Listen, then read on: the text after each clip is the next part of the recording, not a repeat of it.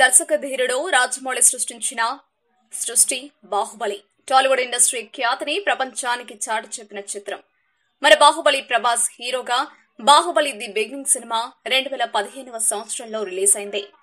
తెలుగు, తమిళ మరియు హిందీ భాషలలో ఏకకాలంలో ఈ సినిమా రిలీజ్ అయింది. తమిళ మరియు హిందీ భాషలలో ఈ సినిమాకు హిట్ టాక్ వచ్చినా తెలుగులో మాత్రం మొదట డివైన్ టాక్ తెచ్చుకుని బాక్సాఫీస్ రికార్డ్స్ తిరగరాసింది. ఈ సినిమాతో రాజమౌళి క్రేజ్ మరింత పెరిగింది. సరిగ్గా మొదటి పార్ట్ రిలీజ్ అయి 2 సంవత్సరాలకు రెండో పార్ట్ ను బాహుబలి గాన్ గుజాన్ రిలీజ్ చేసింది. ఇప్పుడు ఆ సినిమా క్రేజ్ ఎలా ఉందో అందరూ చూస్తున్నారుగా కదా. ఎక్కడ చూసినా Baahubali జపమే.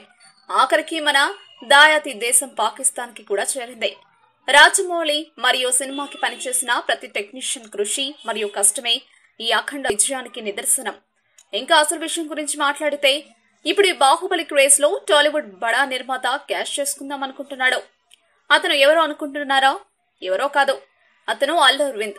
Mega power star Ram Charan హీరోగా రాజమౌళి దర్శకత్వంలో వచ్చిన చిత్రం మగధీర.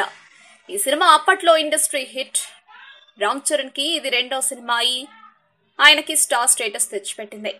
ఆ సినిమాను గీతా ఆర్ట్స్ బ్యానర్ మీద అల్లు అరవింద్ నిర్మించారు. ఆ మధ్య మగధీర సినిమాకు సీక్వెల్ వస్తుందని వార్తలు వినిపించాయి.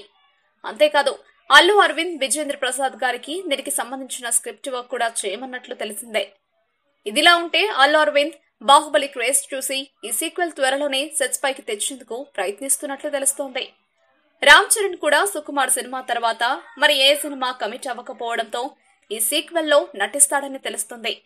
ఏదేమైనా మేనల్లుడికి మళ్లీ ఇండస్ట్రీ హిట్ అందించడానికి అల్లు అరవింద్ గట్టిగానే ప్రయత్నిస్తున్నాడు.